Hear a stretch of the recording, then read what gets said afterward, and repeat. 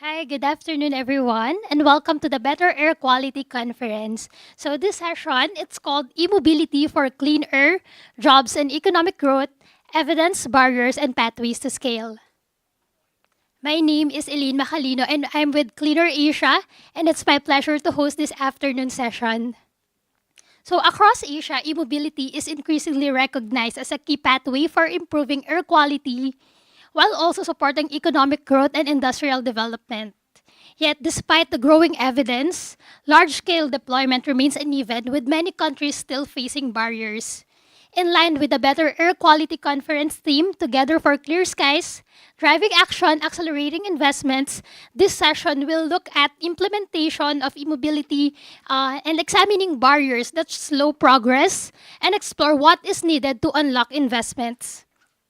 So to begin, the first part will show us global, regional, and country perspectives on how e-mobility can deliver health and economic returns from Asia's market momentum to broader public health benefits and country-level experience on jobs, growth, and investment. To start the first part of the session, we are joined by four speakers who will ground our discussion in the latest regional, global, and country evidence on e-mobility. First, we have Anmeg Adonis, Sustainable Transport Lead at Cleaner Asia. Next, we will also hear from Ling Jin, Senior Researcher and Project Manager at the International Council on Clean Transportation. And we'll also hear from Xiaojun Zhang, Associate Professor at Tsinghua University. And lastly, we will be joined by Ryo Suzuki from the Ministry of Environment, Japan. Together, their presentation will help us better understand why e-mobility is increasingly seen not only as an environmental necessity, but also as a strong economic and public health investment. So without further ado, I invite Ms. Anmeg Adonis to start the presentations. Let's give her a round of applause. Thank you for the introduction, Elaine. So, good afternoon, honored guests, climate partners, ladies and gentlemen. Cleaner Asia works at the nexus of e-mobility, where we are at a critical juncture as e-mobility remains one of the primary drivers towards sustainable road transport. In this session, as Elaine mentioned, experts working in the field share different social, environmental, health, and economic benefits of this transition. To kickstart the discussion, we take a look at the state of e-mobility in Asia. The People's Republic of China continues to dominate the global EV market, with approximately 48% of total vehicle sales in 2024. China sells battery EVs and plug-in hybrid EVs in the millions. Its sales of passenger cars and electric two and three-wheelers has consistently stayed well above 5 million units since 2023. For commercial vehicles, sales have remained in the tens of thousands of units, with most of these purely electric. In comparison, we see here, Europe and the United States shares approximately a combined share of less than 40%. While the People's Republic of China remains in the forefront of EV adoption, we showcase countries in Asia such as India and its policies called Faster Adoption and Manufacturing of Hybrid Electric Vehicles, or FAME, which is considered a key roadmap in the country, while Japan and the Republic of Korea for their volume of vehicle manufacturing, and ASEAN member states to represent the emerging market. Here we can see that countries provide consumer subsidies have higher plug-in EV sales. We look at how it has happened. To support the accelerations of EV adoption in Asia, we look at different policy levers on the terms of supply chain incentives. Emerging markets often form a form of tax incentives, programs, and tax breaks to importers, assemblers, and manufacturers, while charging infrastructure shows a mixed approach of infrastructure subsidies and tax incentives are applied. Demand and user policies are mostly tax incentives and subsidies. Notably, the People's Republic of China offers a crediting mechanism under its new energy vehicle policies. These enabling policies serve as a strong signal of government support towards electric vehicle adoption. These policies provide traditional support and enabling market de-risk. Asia continues to be the driver of EV adoption as it's demonstrated by its target. Singapore presents the most ambitious target with 100% of its xEV sales or battery EVs, plug-in hybrid EVs, and cell EV shares by 2040, while Vietnam also shared the same ambitious target of 100% zero-emission vehicle sales share by 2040 and 100% of ZE overall fleet shares by 2050. Japan and Pakistan share 100% xEV sales target for 2040 and 2050 respectively. As the region demonstrates that with enabling policies, partnerships, and EV transition targets enable accelerated transition, but the road ahead offers challenges and opportunities. Enabling policies that subsidize EV costs promote EV adoption. Range anxiety is a constant concern in EV adoption, and charging station network continues to increase confidence towards higher EV adoption. Technology inertia increases EV adoption uh, and allows higher consumer insights, improving EV technology and performance. Electrification of the automotive industry and existing supply chains would need to shift their production to stay afloat. Similar technicians would need to be trained in handling EV maintenance. Electric vehicle adoption is critical in making transport sustainable.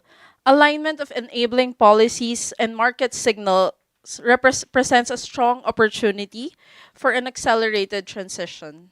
Thank you.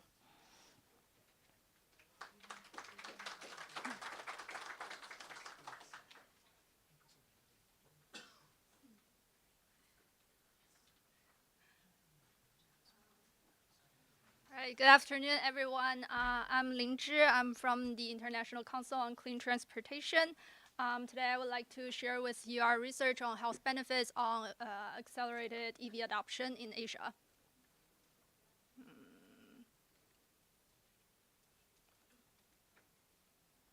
Okay.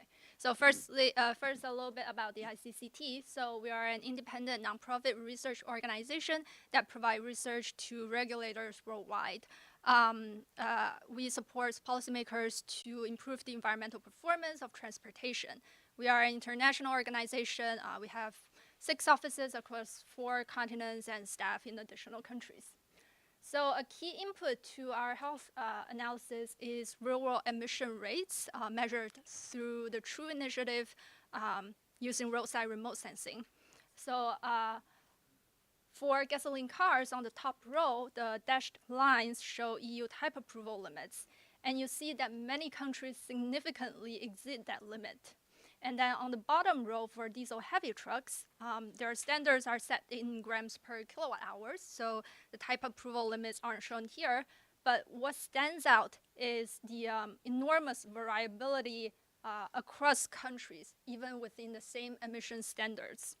So we incorporate these real-world emission factors into our analysis, giving us a more accurate picture of the health burden.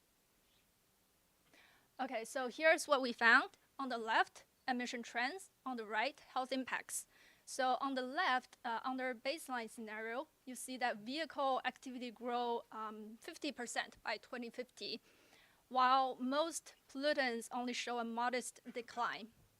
But under the ambitious scenario with 100% electrification by 2045 and sooner for 2- and 3-wheelers and light-duty vehicles, we see the same vehicle growth, but pollutant emissions plummet by over 80%. So that is a true decoupling. And the health story on the right is equally compelling. Under the baseline scenario, premature death rise dramatically, even outpacing vehicle activity growth. But with ambitious electrification, both premature death and new childhood asthma cases drop significantly. This shows that we can grow our fleets, but still dramatically reduce emissions and health burden. So let me first show you our baseline today. In 2024, road transport pollution causes nearly 1 premature death every minute and 1 new childhood asthma case every 4.3 minutes in Asia. And that totals to more than 400,000 premature deaths and over 120,000 new childhood asthma cases. And you see China, India, and Indonesia top the list for the most health burden. But anyways, this is the baseline that we have, and let me show you what ambitious EV policy could achieve. Accelerated EV adoption could prevent over 700 premature deaths and over 100 new childhood asthma cases every single day in Asia through 2040.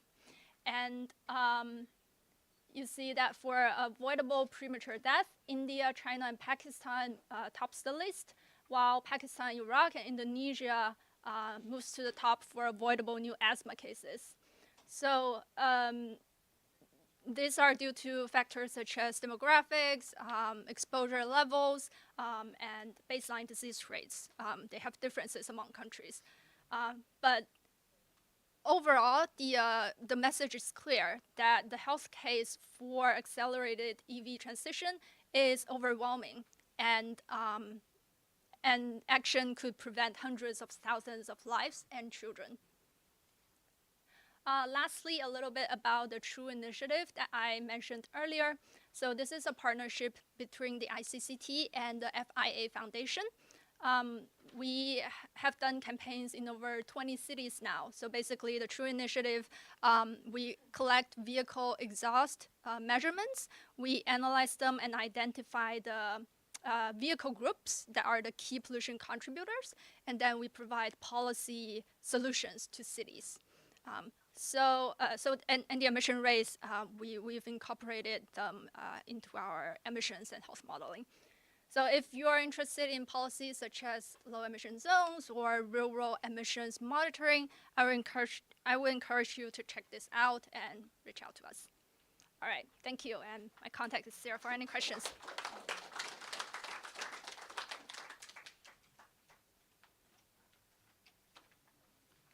So, hello everyone, I'm Shao Junzhang from Tsinghua University. So today I will bring in the information of the electric development in China. So first, as Anne introduced, China is an important country globally in developing electric vehicles and batteries. And in the last year, the electric vehicles the market share has been over 50%. So Anne introduced the comprehensive incentives to support the e-mobility. So here I want to emphasize that the development of electric vehicles in China is supported by multiple ministries, like the Ministry of Environment, Ministry of Industry, and the Ministry of Finance. They work together and stage by stage. As you can see in the beginning, it's a demonstration program. So to show the electric vehicles, the technology could be feasible for real application. And the second stage, it used to be very important, the purchase subsidy. The purchase subsidy phased in around 2016 and stopped by 2023 because at the time the cost of electric vehicles could be more competitive compared with gasoline cars. And so we can say the development of EV in China has been switched from policy driven to market driven. So here I would like to show some examples for market driven. First, in China, you can purchase a wide variety of electric models, and these models could be sold at a cheaper price compared with other market. And also, if you compare the electric vehicles in US and in China, or compare the gasoline car counterpart, you will find the electric vehicle could save money for the user. So the good things also are happening among commercial vehicles. So for commercial vehicles, we see the recent increase in electrification rate for new trucks and buses. For the new trucks, this was the estimate. This was the statistics last year, and this year the market share for tractor trucks, the electrification, over 30%. And for buses, we have a public transit bus fleet with electrification rate over 80%. But I cannot say if the electrification of commercial vehicles is driven by market already, because they are being already supported by several important policies. One of the most important policy is from the Environmental Protection Authority. For example, we have a heavy steel industry in China, and the government requires the plant to comply with the ultra-low emission standard. And one item for the ultra-low emission standard is to clean up the transportation fleet. And basically in Hebei province, all of the steel plants are required to use more than 80% electric trucks, or use rail or belt, other clean transportation mode.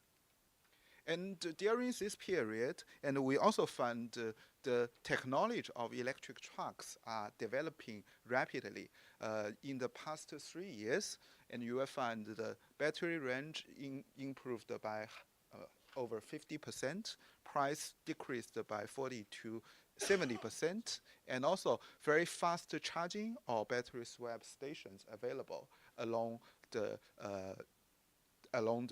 highways or the plants.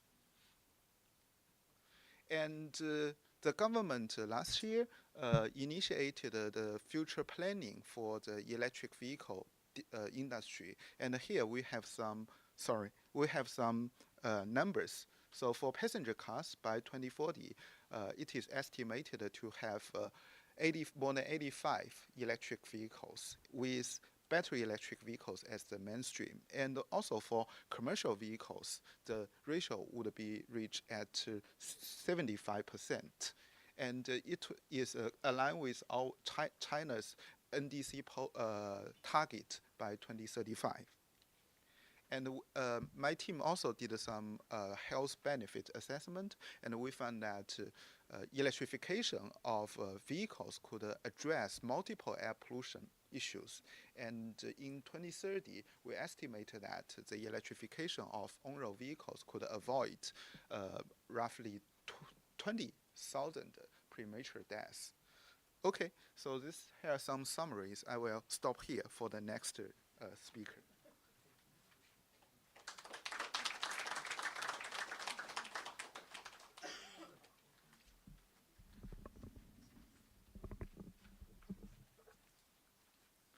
Hello, everyone. Today, I would like to introduce the Regional EST Forum in Asia, which is organized by the Ministry of the Environment. First, let me give you an overview of the Regional EST Forum in Asia. EST stands for Environmentally Sustainable Transport. In 2005, the Ministry of the Environment, in cooperation with organizations such as the United Nations Center for Regional Development, called UNCRD, established the Regional EST Forum in Asia to realize environmentally sustainable transport in Asia. Since then, it has held international conferences, roughly once a year to facilitate policy dialogue among member countries. This forum currently has 25 member countries across Asia, as shown here.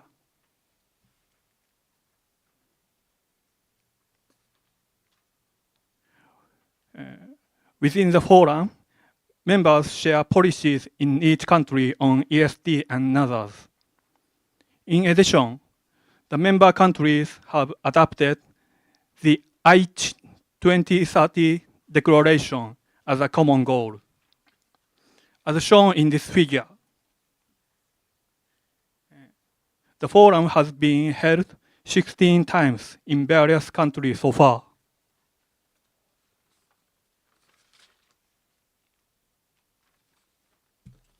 Let me show you more details about past forums, as shown here.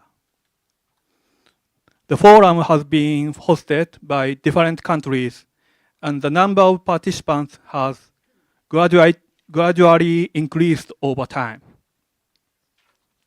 Most recently, the 16th forum was held in Manila, the Philippines, in December 2024. A total of 15 member countries participated, and the discussions focused on following up on the Aichi 2030 Declaration. As you can see in this photo,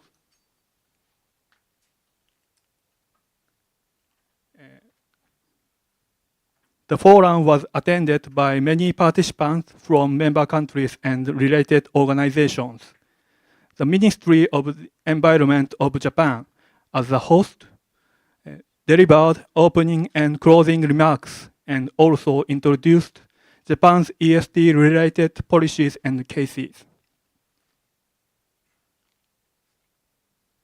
Next, I'd like to talk about the Aichi 2030 Declaration.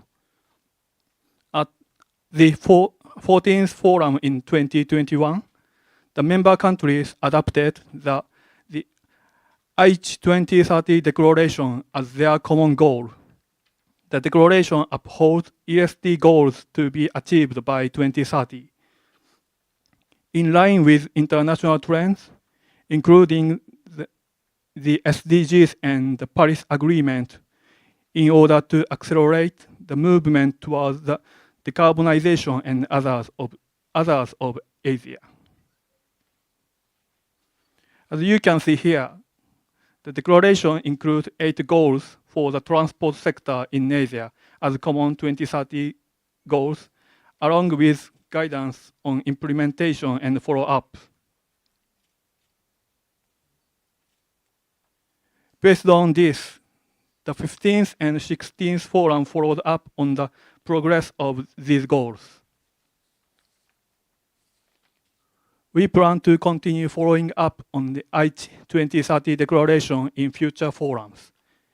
In addition, a workshop related to the regional ESD forum in Asia is scheduled next week in Bangkok.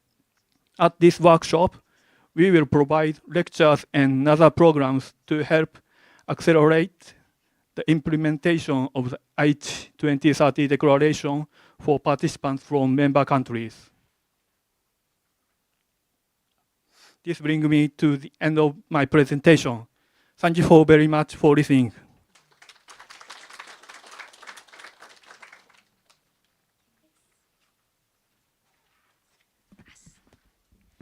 Okay, thank you so much, Meg, Lingji, Saojun, and Suzuki-san for grounding the discussion on e-mobility benefits. But as we know, we cannot fully realize the benefits of e-mobility if adoption is fragmented. So for the next part of the session, we will have a panel discussion, a reality check on what's holding us back in scaling e-mobility. So I would like to call on our panelists. As I call your name, please kindly occupy the seats in front. So to help us ground the discussions, I'd like to call on first the first speaker. He is the Vice President for Academic Affairs and Human Resource Development at the Electric Vehicle Association of Thailand. Let me call Utin Supati. Please occupy the first seat. Thank you. The next speaker is from From the Institute for Transportation and Development Policy, Mr. Rifki Koirul Anam, Transport Associate. We are also joined by my colleague from the e-mobility asset project, Ms. Kathleen De Matera Contreras. She leads the partnerships, capacity building, and knowledge management component of the project. And lastly, from Energy Absolute Public Company Limited, we have Dr. Akarin Suwanarat, Chief Technology Officer.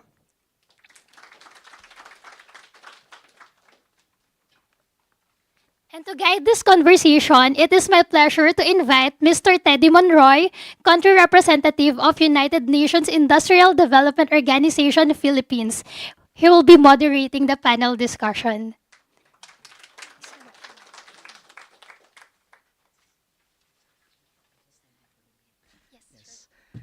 Thank you very much, Elaine, and good afternoon to everybody. So I am Teddy Monroy. Again, I'm the UNIDO country representative in the Philippines. I hope you can hear me well. Can you hear me well, guys? All right, thank you. So I try to make this very sweet and productive for everybody. We only have 30 minutes, by the way, to complete this panel. So I'll try my best to extract everything from this group of people that we have on in front of us. So as Elaine has mentioned, we do recognize the benefit of electric vehicle as an approach in the future, moving forward, but then we are struggling in adopting in the adoption and in the scaling up. So let's try to pick the brains of our panelists and see what we can do, what are the challenges, and what we can do. So if you don't mind, I will just sit with them here. I'll remove this mic. Is it removable? Thank you. Okay, thank you. Okay, good afternoon. Good afternoon to you, panelists. So in recent years, we do know that climate change has been intensifying and the impacts are really undeniable. And much of the conversation around e-mobility adoption focuses, as a climate change solution, focuses really on the rising demand and also on the great policy ambitions of many countries. However, scaling up has been a challenge, for a lot of countries as well. So we do want to pick your brains, ladies and gentlemen, gentlemen and a lady, pick your brains a little bit on what do you think are what's happening, what are the challenges and how do we move forward in terms of, for instance, manufacturing, supplier networks, skills, standards, institutional readiness, all of these aspects around e-mobility. So maybe I can start with Youthine. How do I pronounce your name? Youthine, is it correct? Yes, close enough. Close enough. Oh, Youthine, our friend Youthine. So, apart from China, I think Thailand has made a lot of progress, in terms of e-mobility adoption. We'd like to find out from you, what was the experience at the beginning? What were the challenges that you faced, so that you could probably advise us a little bit on the countries who also want to take the same path as Thailand. Over to you, sir. Yes, thank you very much for your question. Actually, our history should have something different from what China have done so far. Definitely, right now we can see that Thailand EV industry has attracted significantly for investment in Thailand. But look at the very beginnings. Back in many years ago. At very beginning, we have a lot of questions. We have, I would say that one of the hardest barrier is the uncertainty in terms of the demand. So at that time, investors were really reluctant to invest in Thailand because the number of demand is not certain. And look back in the year 2018, at that time we have only 2 model car available in Thailand. But look at this day, we have almost 100 model available in Thailand. So since we have that barrier at the very beginnings, the government tried very hard in terms of providing some incentive. That's one thing. The second thing is the supporting infrastructure in Thailand, and also the perception of the user are getting better and better. The very beginnings, the user anxiety on driving range, on charging time, thing has been overcome over years. So as we have seen now, the investment is increasing. The penetration rate at starting point was less than 2% in the year 2018. In the year 2025, last year, it's about 20%. Well, it's not as much as China, but we are growing. Now we are facing new challenges. So this day we start to have like the issue of localization, because we are facing on repairing time, we lack of maintenance technical skill worker, and those kind of things coming to the issue that the number of localization is limited. So that is the next challenge that I think Thailand need to overcome this kind of issue. Yeah. So I pause it for now. So waiting for the next round. Yes, okay. We'll try to circle back to you. But thank you so much. We heard you very loud and clear of the experience in Thailand. And maybe we'll come back later and ask you a few more questions. I would like to now move to our friend Rifki from Indonesia. So, Rifki, Eugene talked about how they started in Thailand. So I'm sure there was a lot of planning involved. At the start, he was saying that it was not easy, but then maybe because of, I wanted to ask you more, how does planning come into the picture to make sure that whatever program that we want to achieve in terms of e-mobility adoption will be successful? Can you share a little bit on that? Okay, thank you for the questions. Hello everyone. I'm Rifki from ITDP Indonesia. We are an NGO working for the sustainable mobility. So we provide technical expertise for the sustainable mobility, including the bus electrification, the public transport electrification. So that's why maybe I will focus on that aspects for the bus electrifications. So yeah, how to move forward regarding the electrification, specifically for the public transport electrification. Maybe I want to point out the two most common planning mistakes that the city the city usually had that cause the e-mobility deployments underperform, and how to tackle that issue. So the first is that the cities often treating bus electrification as the only a technological shift, because when we talk about the public transport electrification, it's not only the technological shift, it's also the public transport we need also to take into account the public transport system. How is the condition of the public transport condition in the cities, and how to improve the system, how to reform the system so that it will also contribute to accelerate the adoption of the e-mobility, particularly in the public transport, urban public transport system in the city. And also, so that's why we at ITDP also said that the public transport electrification is not only for the technology transition, it's more than that. It's the momentum for the public transport reform. And also, ITDP since 2023 has assessed the Ministry of Transport of Indonesia to develop the bus electrification roadmap, and that we develop a readiness criteria matrix for Indonesian cities based on the two main aspects. The first is the public transport system readiness, and the second is the EV deployment readiness. So we are not only talking about the grid supply and stability, but how is the condition of the public transport in your city, how it could be scaled up, how it could be contribute to scale up the e-mobility deployment, particularly in the public transport. Maybe I will stop on that, and you could circulate. Yes, we will come back to you also later. Thank you so much for your sharing.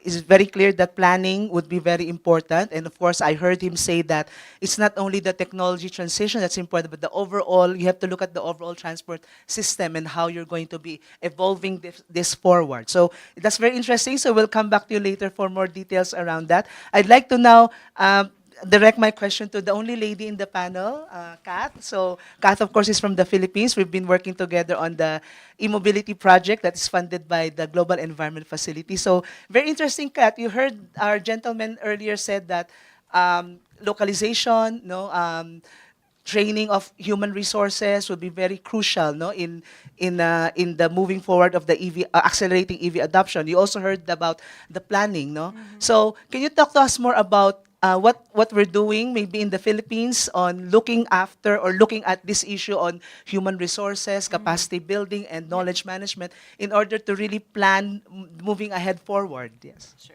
Okay, my name is Kathleen, and as he said, I'm working on the Jeff e-mobility as a project in the Philippines. And what we're coming into here and now, as we've heard earlier, and I want to link it to the earlier contributions of from Thailand and also from Indonesia, is that aspect of capacity building. And by that, I mean, I meant to say that one of the most critical and most often overlooked challenge now or barriers to scaling e-mobility is the skills gap. So we've heard we've heard the technology, we've heard the innovation and the linking to public transport, but one of the most critical is the people, and that means the future-ready workforce, those who will be talking about repairs, who will be the technicians, who will be the future technicians, who will be the fleet managers in the local government units.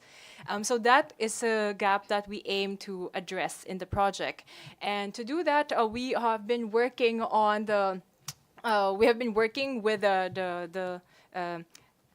the government institutions who are looking at the training institutions, training providers, to look into institutionalizing the modules and the capacity building. Do we have the TVET on board? Yes, that is our goal, to continue working with the TVET and institutionalize that and sustain and to scale that. Because when I say skills gap, it meant, as we found in the last couple of years, is that we have a lack of a skilled let's say EV trainers. We have a lack of infrastructure in those training institutions. Think of it from the perspective of an e-mobility laboratory, you know? So we have labs, so we have in other sectors like maybe welding, then you have the tools, right? So we don't have enough tools for that in the training institutions, so we need to capacitate. So we need to capacitate those who will continue building the workforce for the future. Those who have graduated, for example, in automotive technician, who needs to be upskilled, reskilled, that is where we come in, and that is what we're also trying to focus on, look into something that can also be shared amongst within the region. So we will continue to have exchange to all of us in the room, exchange on how we can address that together and how we can exchange notes and how we can sustain that effort. So I will stop there, but yeah, skills gap and the people. All right, thank you so much, Kat. I'll come back to you later. I have one more interesting question to ask you in a while, so I'll Sure. come back to you later. But to the last gentleman, Mr. Akarin, who have not spoken yet. So my question to you would be more on, we've been talking about the EV, no, as an industry, as a system, but then what about the power? So of course EV has to be electrified, no? There should be power source. So I wanted to ask you, for a country who's going to be undergoing or undertake an e-mobility journey, what would be the challenges in terms of balancing energy security for the whole country and the increasing demand for power to power the EV? So can you share a little bit more on that aspect? How do we balance that? Yes, of course.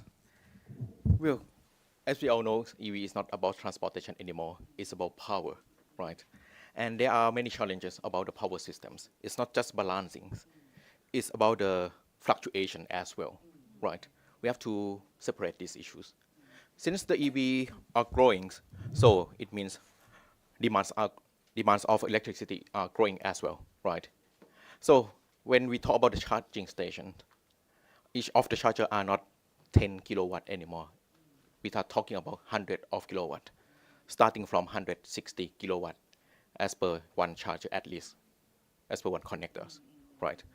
And since the EV is not just for the passenger cars, it's about the transportation like e-buses, and moreover, it's about the logistic line, e-truck, e-tractors. And this is growing quite fast during the last 2 years in Thailand. So we are talking about megawatt scale charging stations, right?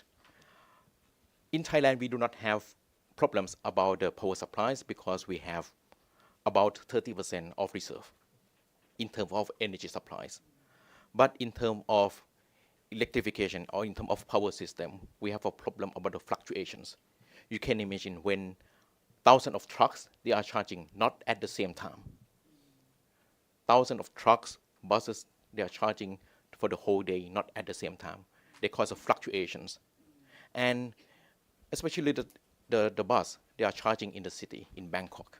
we have about 2,500 e-bus in Bangkok in operation now today. They are charging in the metropolitan area. So the transmission lines are small. We are talking about MV, medium voltage, like 22 kV and lower. So there are limitations because each line can deliver only less than 10 megawatt. And if each station are scaled up from 3 megawatt and larger, this is one thing. And when we talk about the fluctuations for the whole country, this is a totally different stories. Because since all the trucks, bus are charging at different locations, different times. So EGAT, PEA, MEA, the utilities in the country, they are working extremely hard how to maintain the systems. And this is the barriers. One more thing that we have to talk about is about the clean energies. 70% of power supply in Thailand come from gas, combined cycle gas turbine. About 9% from coal, another 9% from hydro, only 10% from renewable, and few percent from other thing else. Right. It doesn't make any sense, right, if we are trying to change it to EV, but we are still use brown electricity. It doesn't make any sense. This is another barriers. So I think I will stop it here for now. No, but thank you. That's very interesting. I mean, talking about fluctuation, it's not something that we always look at, no? It's not something that's always discussed. But thank you for bringing that up because we might overlook that it's a problem or it's a challenge that we have to consider, no, in terms of battery charging, no, the charging station. So thank you for bringing that up. And also thank you for bringing up the greening side of things. You are correct. I do agree with you that it doesn't make any sense that we're converting to EV and then the base fuel that we're still using. Yes, so thank you for bringing that up. So I will again circle back to you in a bit. So let me go back to our friends here. So maybe Rifki, I want to come back to you. From your experience in Indonesia, I wanted to check with you. How is it going so far in terms of your transition to electric vehicle? Are there any policies maybe the government has instituted in Indonesia that was very helpful in accelerating the adoption of electric vehicle in your country? Okay, thank you for your question. Actually, the deployment of the electric vehicle, particularly the battery electric vehicle in Indonesia, start to accelerate when the government issue a presidential decree, presidential regulation in 2019 that we need to accelerate the battery electric deployment for the land transport. So after that regulations, the government have a more clear, direction regarding what kind of technology that they need to prioritize to improve the, the energy security and also to improve the air quality of in Indonesia, particularly in Indonesian cities. So that's the regulation that becomes one of the milestones, if I could say, that accelerate the adoption of the e-mobility in Indonesia, because as of now, for as presented before by Mac, the current adoption rate of the two-wheelers in Indonesia for the sales is 2%, but in Indonesia, almost everyone use the two-wheelers for their mobility, for their transport, but for the four-wheelers in the 2024, the current uptake is achieving like around 8 to 10%. So in the span of like 5 to 6 years, the government already, the the electric mobility deployment is accelerating. And when we also talk about the electric buses, Transjakarta, one of the public transport system in Indonesia, in Jakarta, become the pioneer in Indonesia. So currently they have like around 470 e-buses. It's maybe a little small number compared to what Bangkok already had, but we are in progress to achieving 10,000 of electric buses by 2030, and also other second cities followed, such as Surabaya or Medan, which is already have like less than 100 of electric buses. So that's the condition of the public transport, the e-mobility deployment in Indonesia, and since 2019, the regulations of the presidential regulation for the accelerating the e-mobility become one of the milestones to accelerate the transition. Yeah. Thank you so much for sharing that. We do look forward to your success in your transition. And of course, we can certainly look at Thailand as a model, no, on how they were able to do it. So it's good that you can interact with our friends here from Thailand so we can learn more from them. You think I come back to you. I'm interested in terms of the manufacturing side of the EV. It has been a challenge, for instance, in the Philippines, from our experience, to really um, um, encourage, more investments in that area. Can you talk a little bit about financing? I think, how were you able to do it in Thailand? The one of the biggest problems for the investors is the financing part. No, where do we get the money to invest on this kind of a technology or this kind of a business? Can you share with us a little bit of your experience on this area of financing, perhaps? Yes, thank you for the questions. Before answer your question, just would like to give the information a little bit of the background in terms of the government policy through the BOI, Board of Investment, because at very beginning, the government would like to have like the demand side first. So they try to provide some incentive to, the projects. And then and for the second phase, they try to support more in terms of like EV policy, like a EV 3.0, 3.5 program. So after we see that number of electric vehicle penetration increase, and then we move to another phase, which is like at this phase, the second phase, I would say that. And then I would like to emphasize about the challenge that we are facing now first. The challenge that we are facing now is we have limited of the localized, because making like assembly electric vehicle locally is not enough to maintain for the long run. We need to support the local supply chains, make the supply chains localized. So this could help us for the long run, because the problem that we face so far, once the car run into the accident, the owner takes some time in order to get the car repaired, because we lack of the part. And then we don't have enough the technicians, as Catherine already mentioned, that we need to build the capacity, we need to build our skilled worker to make sure that we can fulfill of that kind of the issue. So I think overall that what we need to emphasize for Thailand right now is EV industry become truly competitive. It's not when the vehicle are assembled locally, but when the entire supply chains is localized. So that is the keyword that I would like to emphasize, that what we really need for Thailand right now. Yes, thank you so much. So our friend here emphasized, of course, the need for localizing the supply chain in terms of the manufacturing, right, to be able to sustain the manufacture of these e-vehicles, and of course the skills that are needed, no, for the workforce to be able to continue sustaining this business or this industry. Anyway, in terms of financing, we'll have a session anyway later to talk about more about financing. So we'll come back maybe later and talk about that in the afternoon. I go back to my friend here, Akarin. You think here mentioned about the supply chain, no? You have a lot of experience on battery manufacturing, I suppose, no? That's probably the heart of the EV, right? The battery.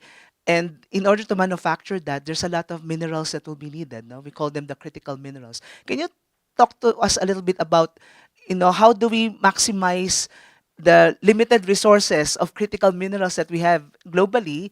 And how do we manage that going forward to sustain this kind of an industry, the EV industry? Thank you. Well, you give me that very tough questions, huh? You know. That's correct. Well, based on our experience in battery manufacturing, actually we can do not almost, we can do everything in Thailand. So our battery plants can produce a battery from cells into the modules and packs. Yes, the only challenge is about the rare earth, about the materials, which we do not have in these countries. We have to import.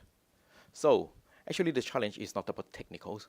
The challenge is about commercial, the spot market, the Yeah, how we look ahead and how we try to minimize the cost and the quantity. Right, this is one thing. But since we already produce something, then another way around is about the second life and the recycle. But recycle is still a long way to go. Would be minimum 3 to 5 years at least. Why? Because we need to have sufficient quantity before we can run the recycle plants. The good example is about the PV, solar PV. We have been developing a solar PV all around the countries during the last 20 years or even longer than that. But the first recycling plant of the PV panel just started Q3 of last year because they have to wait until we have enough quantity. So the same way for the battery. We cannot make it nice that, oh, let's have a recycling plant by next year. No, it doesn't work anyway because the plant must run every day, at least 8 hours a day. Otherwise, it will be bankrupt. This is one thing. But another challenge is about the BESS, since we talk about the fluctuations. BESS work the same way. We also need battery, right? So the battery business are growing, not just EV, but also the BESS, right? In order to solve fluctuation, BESS is quite challenged. For the technical term, it's not, but the policy, rules and regulation. Thailand is a good example. Renewable is growing very fast, but you know what? We are not allowed to sell electricity directly from the BESS. In order to sell electricity to the grid, we need power purchase agreement, PPA. We can get PPA for wind farm, solar farm, other kind of power plants, but not BESS. So without PPA, we cannot do anything about the BESS. And since if we cannot operate BESS efficiently, it will not grow. We cannot build that anyway. So it's like a problem in the cycles, right? We have a power system limitations, we have bottlenecks, we have fluctuation, we know the technical solutions, how to solve the problems, but we cannot move forward. Okay, I end it here. Yes, thank you. They're very interesting. Thank you for sharing that. Certainly, we recognize policy really is very important, no, to really support this industry. And private sector and government really have to work together to make sure that we can move forward. And yeah, thank you so much for your comment also on critical minerals.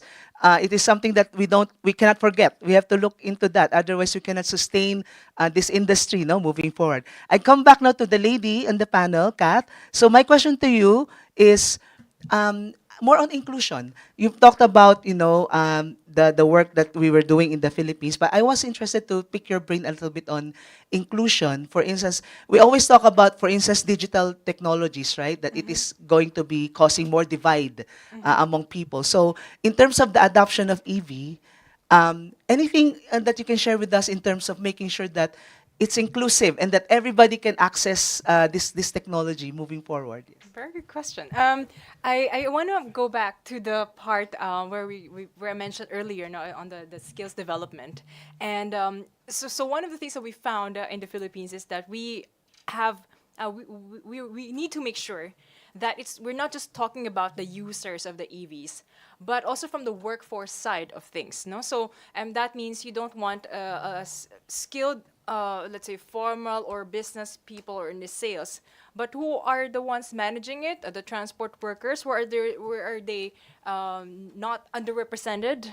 So, for example, we found that in let's say in the ride-hailing app. Now, in the formal, we'd say our entrepreneurs. No, there are still maybe around 10% of the workforce there.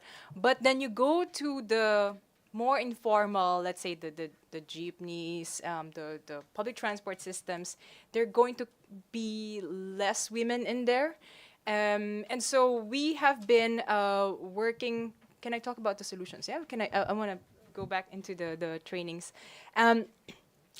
There are two things that we are looking into in that area. The first is we want to look into the standardized certification pathways for, of course, the technicians. So that covers everything, right? So we have the automotive technicians, upskilling and reskilling.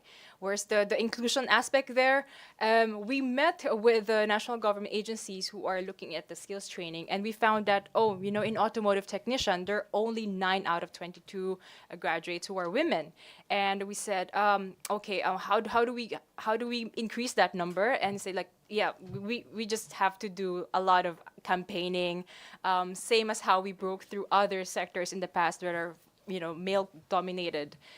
So we have been working very closely with them to make sure that as we are developing the certification pathways and the micro credentialing modules in the Philippines, we are also in parallel doing a lot of let's say direct recruitment of the 9 automotive technicians. Perhaps you are, maybe 100% of them will be able to be reskilled. No? So that's one area.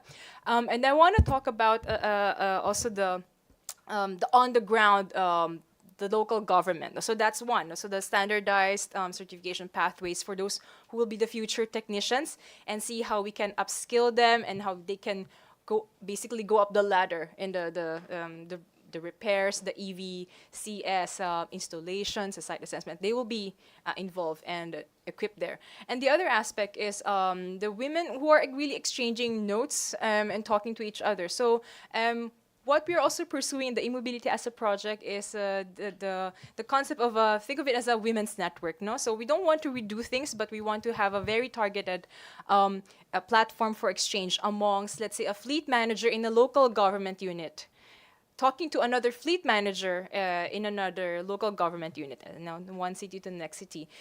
Because we found that in these workplaces, and not the business, but like who will be running the public transport systems and etc. And also we want to be able to have these women who are already there in running EV, or not running EV, but also managing EV fleets.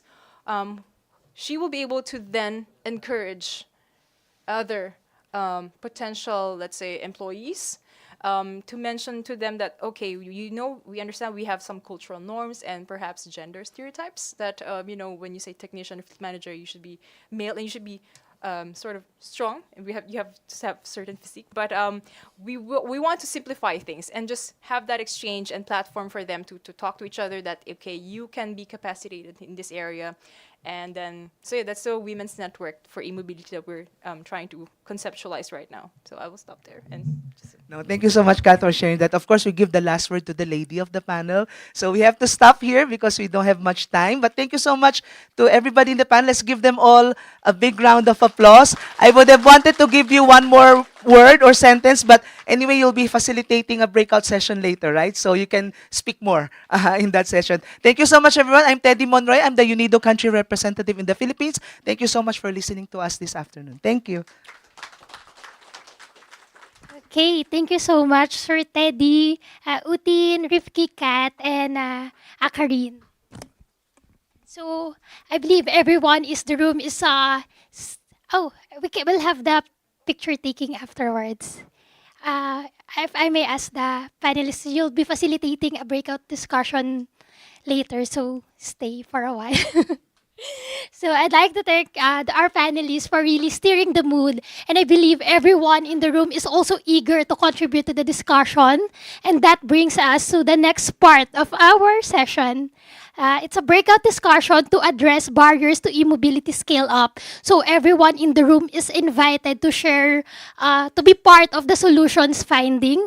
So for the breakout group, our panelists will lead a discussion on industry and value chain development, integrating e-mobility in sustainable transport planning, skills and workforce development, and energy supply and grid readiness. So my colleagues will usher you to each of the corner of the room. There are flip charts here, and I'll ask our panelists to please facilitate the discussions.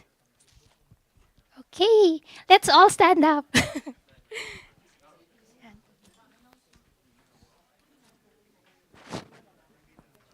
Sige. Okay, just to be guided, group 1, to everyone joining Akarin in the discussion, sorry, for Akarin, to that side of the room. And then those discussing with Kat, this side of the room. And then Rifki to the left side, facing the door, left side facing the door. Then, yes, Utin here.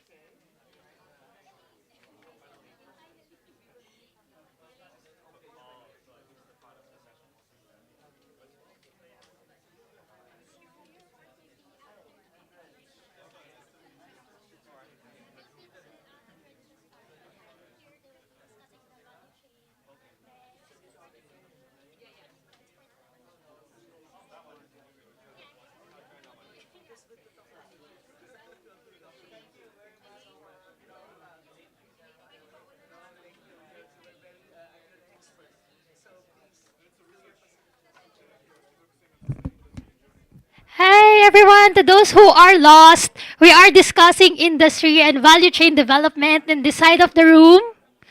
So, Utin is here. Please join him. Everyone interested? Then, integration. Iyan, industry. Sinabi, kakasabi ko lang. Sige, ano muna natin yung arrange muna natin sila. Sige. Kaka-announce ko lang industry. Sige, go. And integration in transport planning with Rifki here. Then energy with Akarin here on the side of the room. Skills and workforce development. Kat is here, she's raising her hand. Here, social inclusion.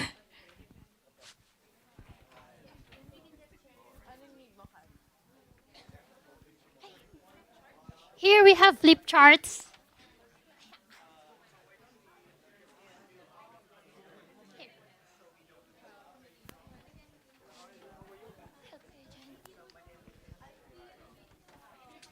Oh, sorry. Easy. Hey. Si Myron. Si Myron. Kasi Akarin, hinahabol niya na naman. Bakit? Ano si Akarin? Ano ba siya? Bakit? Hindi ko alam. Sige. Ayan kayo ni Myron. Oh, si Myron. Sige. Okay. We have flip chart here which you can use. Here, side of the room. Where should I sit? Here. Yes. We have flip chart here should you need. Myron will assist you, will help you. Ay, isag na lang natin yung bag. Sige, dalhin mo. Bilis. I will move this.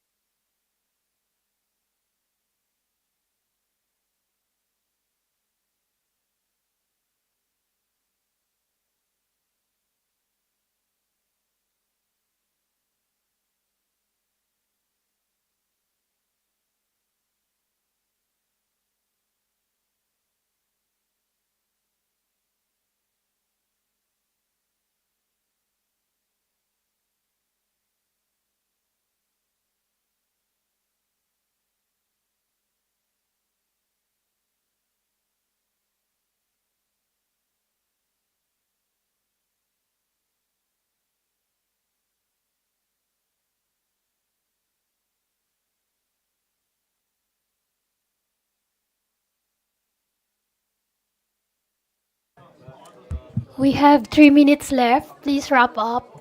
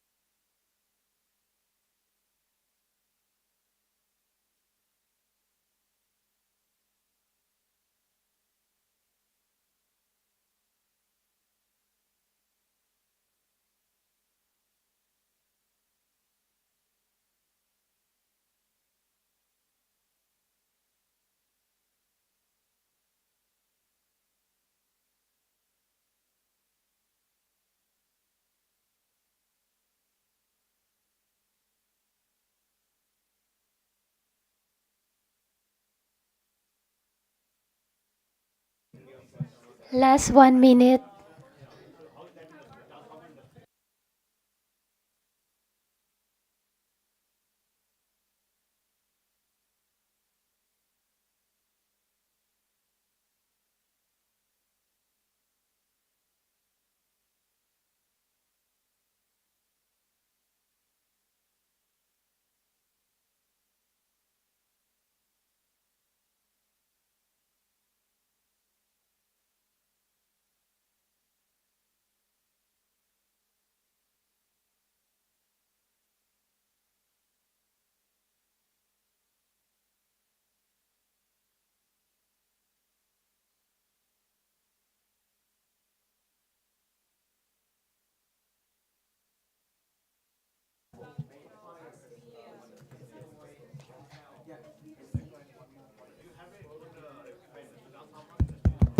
Hi everyone. I hate to break the discussions, but it's already time's up. So I'd ask you to please go back to your seats, or you can stay where you are.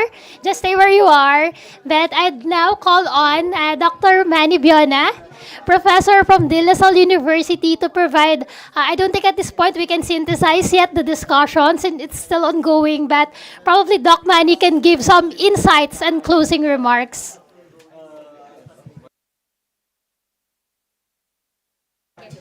Hi everyone. Hey. Okay. I'd ask the facilitators, please, to wrap up the discussions now, and let's hear it from Dr. Manny Biona. Yeah, just face here. Look at us. Look at Doc Manny. Good afternoon, everyone. So it's my pleasure to provide the synthesis for this afternoon session. Yeah.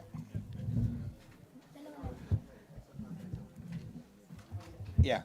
So I think this afternoon we heard a lot of very good presentations with very important insights, both during the presentations and during the discussions. So let me summarize the key points. So I think we all agree that immobility is a key strategy to manage greenhouse gases and air pollution. And adoption ambitions are coupled more commonly with industry development. So we've seen that in Thailand, I think also in India. And definitely this is one of the main drivers also of the e-mobility development in China, industry development in China, and also now also in the Philippines. However, there are a couple of barriers. One, affordability and range, charging, technology inertia, supply chain, and capacity building. And most of these are addressed through incentives and support and have been introduced across which have been introduced across various facets. So this incentive support spans across the vehicle and edge supply chain, charging infrastructure, and the market. And the force by which these interventions come have been very varied. And I think as we all agree that China has basically provided the template how to develop and accelerate adoption. It is interesting to note how the interventions is transitioning now in China from policy and incentives driven to market driven. Although it has been emphasized that still to a large degree it's still policy driven, but they're getting there. Platforms such as BAQ and EST Forum provides a platform for learning from experiences of others. And this afternoon, I think we learned a couple of very important learnings. And these are challenges evolve with transport electrification maturity.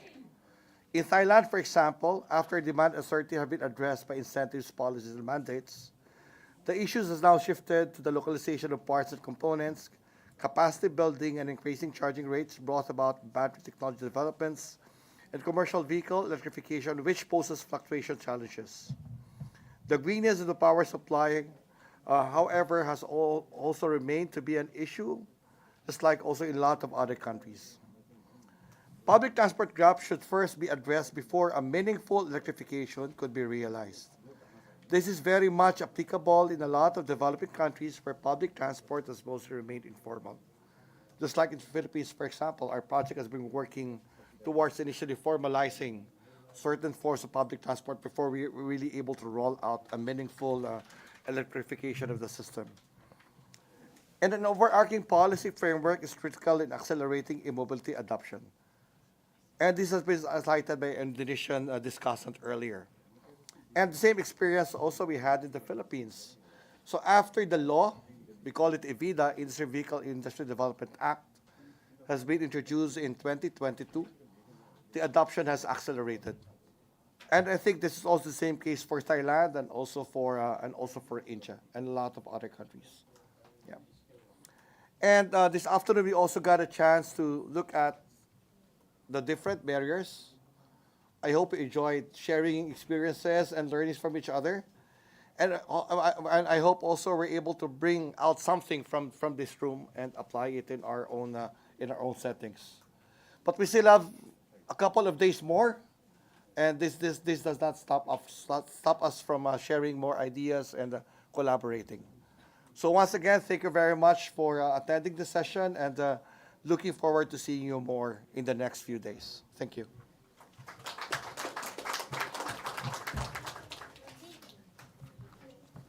Hello. Okay, thank you so much, everyone, for your time. At this point, I'll just ask all the speakers and panelists to go in front for a quick photo opportunity. Then afterwards, we'll have a 30-minute coffee break. You can also have bio break or sanity break for that matter. But be back here at 3:30 p.m. We'll have the continuation of e-mobility discussions. So the next session will be focused on financing e-mobility, turning ideas into bankable projects. So that's it. Thank you so much, everyone. By the way, for those who haven't registered yet, my colleague Gershider is raising the QR code. Please register. Thank you so much.